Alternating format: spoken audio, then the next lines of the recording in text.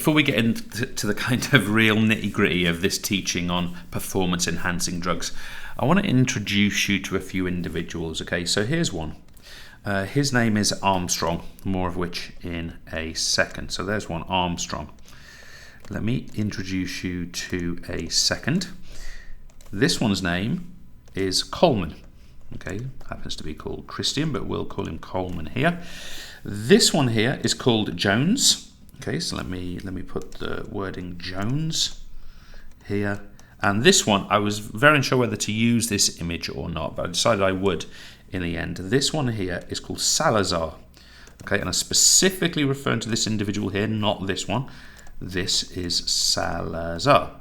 Okay, now the reason I'm introducing you to these individuals is because they've either been found guilty of using performance-enhancing drugs illegally, or they have received some kind of violation, or they have committed some kind of crime based around the use of performance-enhancing drugs. And I'll go through each of them in a little bit of detail. But before we do any of that, I just wanted to sort of share something with you, really, and that is that when I teach any of these lessons, I spend quite a long time trying to think about the intuition that's behind things, okay, or what's the true sort of depth of the study and where does it come from.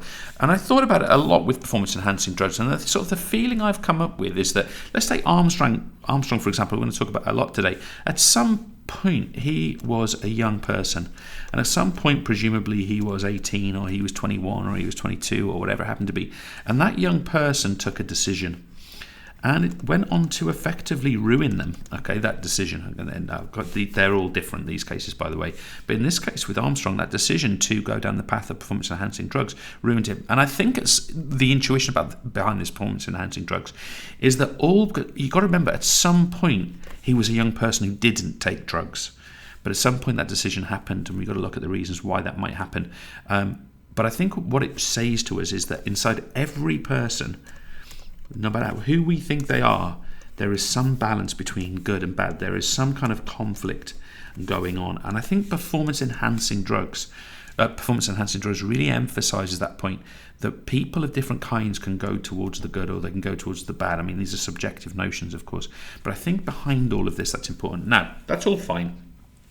Let's have a think about why people would choose drugs. So let's go for a reason. Let's go for reasons for drug use. All right, so why would people do it? And again, I want to be clear here that two of these individuals, specifically Farah and specifically Coleman, have never been convicted of using performance-enhancing drugs. It's really important to stress that. I'll come back to those points. Well, by far the most obvious reason someone would take a performance-enhancing drug is they enhance performance. Okay, they enhance performance. I mean, it goes without saying, and we're going to look at some examples in a second, but larger muscle mass from taking anabolic steroids might improve, for example, sprinting. But here's another interesting point. What if you believe that others in your profession are already doing it? You might feel like you have to compete with others. Now, this is where I want to come back to Armstrong, because I think he's an interesting case here. Armstrong entered the sport in, I believe it was in the late 80s, it would have been, maybe early 90s, where it would have been the 90s. That sport was absolutely endemic with drug use. There's no question about that.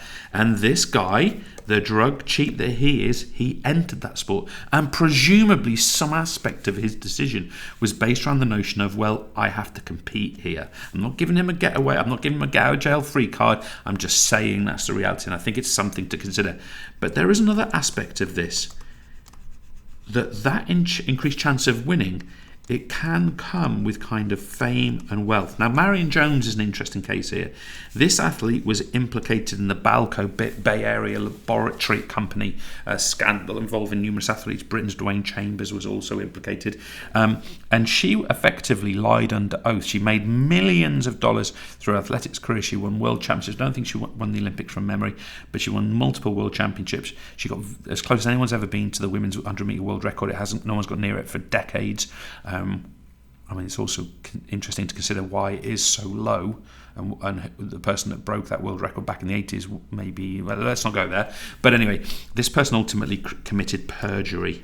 And perjury is lying under oath in a courtroom, and she lied. She went into a courtroom and said she lied on behalf of herself, I think her partner at the time, and also Balco was the company, Victor Conti, that she was involved with. They were providing these sort of designer steroids, and she went to prison as a result of that. Okay, so there's some interesting cases here. Now, this guy here, Salazar, he has been found guilty of misusing what are called TUEs, therapeutic use exemptions, and misrecording the use of certain drugs that are illegal. So therefore, he has been banned for some time. Why did he do that? Good question. Now, let's just address the types of performance-enhancing drugs. And by the way, this list is it's much greater than I'm going to show you here. But the different types people might use, I want to remind you, or probably introduce you to anabolic steroids. Now, first of all, the base part of anabolic steroid is testosterone.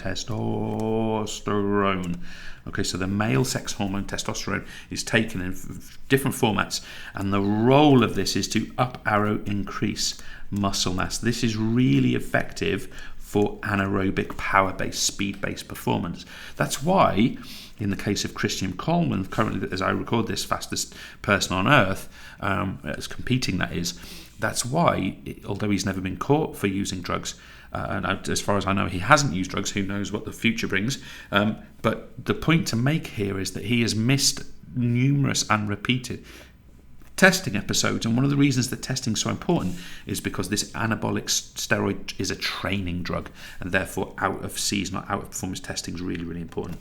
I also want to introduce you to the idea of beta blockers. Strange word, isn't it? Strange term, beta blockers. These can be used by athletes, and what they will do is they will down arrow reduce anxiety. They will cause the hand to be steadier. This could be really powerful with things like archers, for example, maybe even snooker players who need to be accurate and steady-handed and calm. Sort of on the opposite end of that, we have stimulants. Now, there's lots of examples of stimulants. We could be talking about amphetamines, for example. Could even be talking about caffeine, although that is actually legal. But we are talking here about the up arrow increase of alertness. So you could see why sort of people who want a really good reaction time, or games players need to react quickly, might use stimulants to improve performance. And finally, guys, there are others, by the way, but I'm going to introduce you to diuretics. Make sure you get the spelling there. Helps if I write it neatly in that when I say that. Diuretics. Okay, diuretics. And these basically lead to water loss, and they're really good for reducing weight. So think about MMA fighters, think about jockeys, think about boxers, taekwondo fighters. If they've got to make weight to some degree, that's kind of useful for them. Now, to finish this off, and before I come to a sort of conclusion, I just want to introduce you as well to the notion of testing, okay, or performance enhancing drugs testing. So I want to introduce you to a relationship. The global authority on testing in sport is WADA. And just to be clear, this is the World Anti-Doping Agency, but these set the protocols. They do not do the testing. So WADA, which is directly linked and funded by the IOC, which is actually a problem. I won't get into that today, but maybe we can take that further another day. These guys establish the protocol, and the protocol is then delivered by organisations such as UKAD, UK Anti-Doping, or it could be USADA, the US Anti-Doping Agency, or it could be, and there's been big problems here, RUSADA, the Russian Anti-Doping Agency, for example. And it's these networks that deliver that testing. But I also want to just introduce you to briefly two types of testing protocol that could be used. Okay, the one you probably are aware of and know better is what we would call the urine model.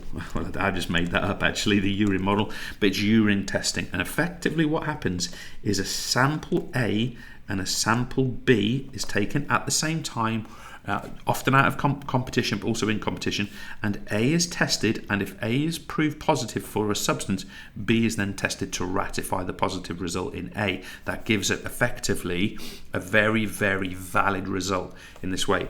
But we've also got what's called the blood passport, and I'll write this in dark red because it's blood, and this is where the blood itself is taken and measured, and changes to the blood over time are recorded. So, for example, if someone's red blood cell count, their hematocrit, increased over time very significantly, it might be indication of blood doping or EPO use or various other things. So this blood passport shows changes over time, whereas urine is a snapshot of are they carrying any sort of remnants of drug now.